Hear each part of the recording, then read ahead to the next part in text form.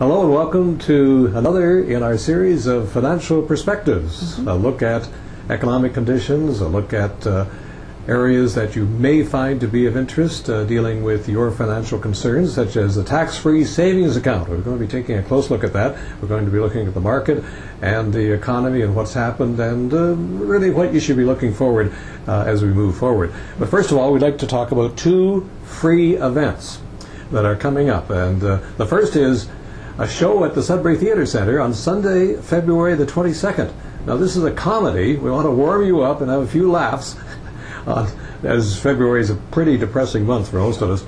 And this will be coming up February the 22nd, absolutely free. Just give us a call, and we'll reserve your seating for the show on February the 22nd. That's a Sunday evening. Now, there's a luncheon coming up that's also free, and it deals with financial matters. And Linda, you have the information on that. Sure.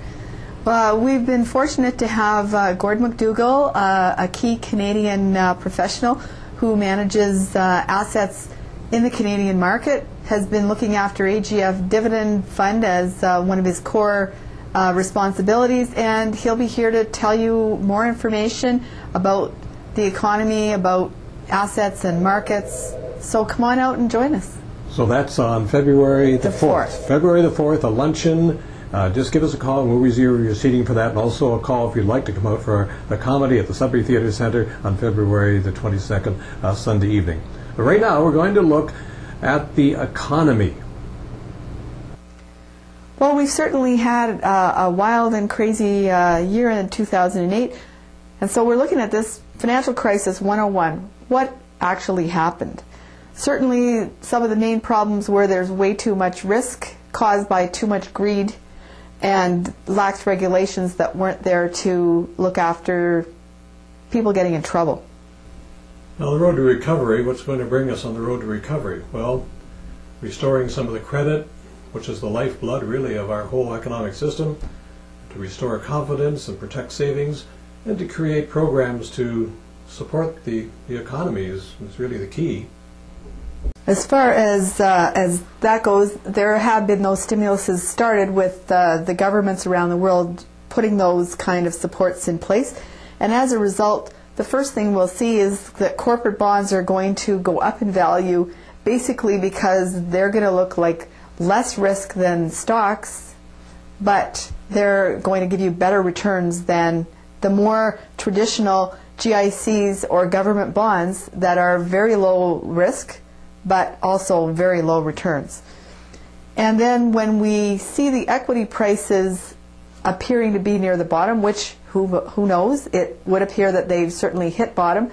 Whether they're done yet, it's hard to say, but then we'll know that things are going to change. What are going to be those signs for recovery? According to the experts, housing costs will stabilize, credit restrictions will ease, and the U.S. economy will recover. And if it recovers nicely, well, that means the rest of the world will as well. However, no matter how difficult life seems, there are always opportunities.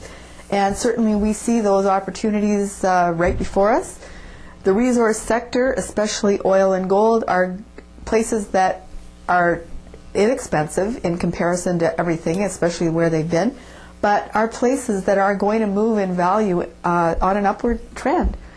Also, financial categories are going to do well. Technology and alternative energy, these are all areas that will see growth.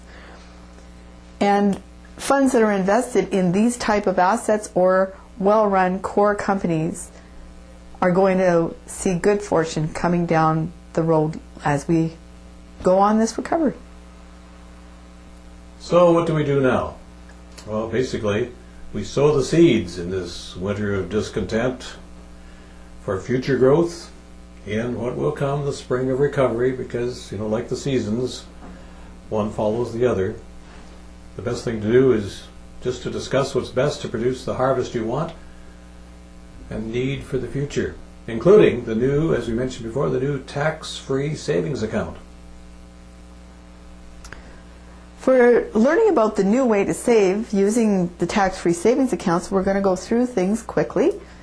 It could be for emergency funds, so you can get it out easily, and it can just be a regular savings account. It could be used for tax planning because it doesn't matter what income level you're at, it's good for everyone. If you're in a lower income, it protects your government benefits so they're not considered income and doesn't cause clawbacks. They could be used for borrowing purposes, so you could have this as collateral and then you get a lower interest rate. It could be used as an addition or an alternative to an RESP because it's got great flexibility. Income splitting is also available. You could put money into someone else's name as long as they're over 18 and it's not a trust. It also is better in some regards than RSPs, which have certain limitations, because here both your income and gains are tax-free. It's tax-free on death if it rolls over to a spouse or if it's cashed in. And there's a wide variety of options, so it doesn't have to be just a bank account. It could be stocks, bonds, mutual funds, anything. And most of them have no account fees. So if you want more information, you can go to our website or give us a call. And don't forget, of course, our theater evening on February the 22nd. Still some seats available. Give us a call.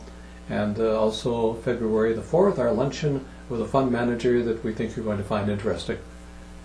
525-7526. That's 525-PLAN, 525-7526. Just give us a call. And thanks for viewing.